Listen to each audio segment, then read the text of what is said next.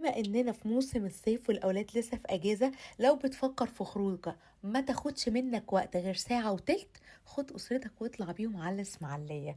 هتروحوا فين؟ هتروحوا الفنار ريستورانت. مطعم الفنار يا جماعة هو مطعم فيه أكتر من قسم. هتشوفوا دلوقتي في قسم إيطالي، في قسم الأسماك، في قسم تقعدوا فيه كده وتشموا الهوا وتشوفوا البحر.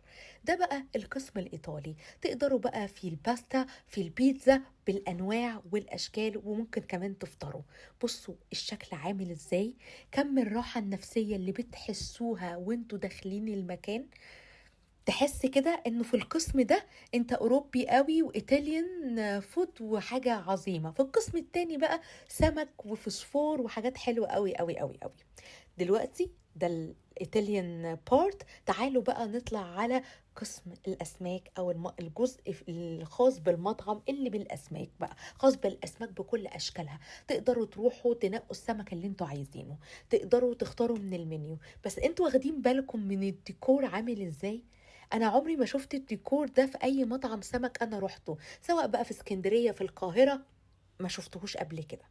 فانا بجد بحييهم على الديكور بتاع المطعم جدا جدا. طبعا دلوقتي هتشوفوا المطعم اللي هو بيتقدم فيه بقى السمك، وتطلبي سمك خلاص بقى مش بيتزا. بصوا الجمال، العظمة. في بقى في بوفيه اساسا، في كم سلطات مش هتتخيلوها.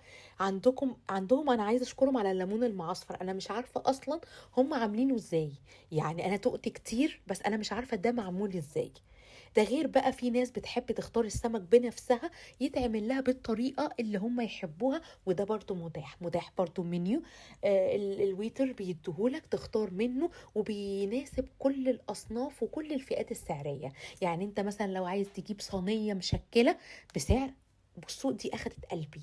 طعمه السي فود عندهم انا مش عارفه هم عاملينه برضو ازاي. والجمبري انا اول مره ادوق كفته اصلا السمك.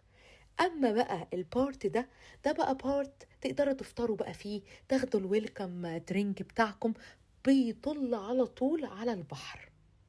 يعني فعلا زي ما بيقولوا كده السما فوقيكم والزرع موجود والبحر قدامكم.